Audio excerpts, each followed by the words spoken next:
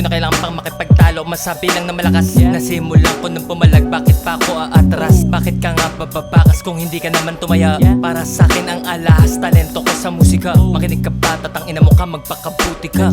Hindi yung gagana lang kaalaman pag nakadubi ka. Dapat pumagitna, wala kang papanigan. Kilalanin mo ko, masamang kaaway, mabuting kaibigan. Aking music pakinggan nang matuto. Aralin mo magsaing boy bago ka magtangkang magluto. Sobrang daw nakasaludo, may respeto pero tuso. Ang aking himig pinalutang ka sa usok. Kada tusok mas umangas na to sa kilay.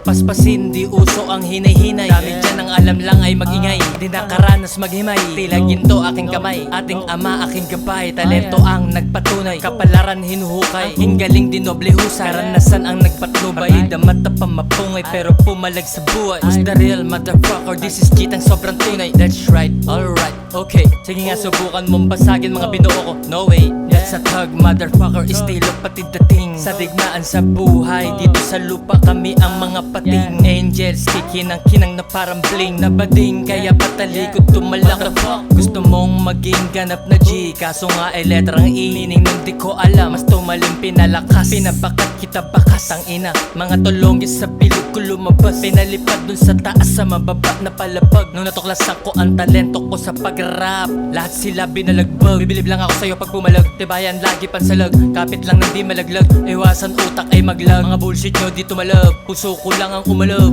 Pagka-play ng musika ni G-Ten, yung speaker ay kumalambog. Rinig yan di kumalabog, sa studio sumagat. Paglabas ko ayun sabog. Rap shit.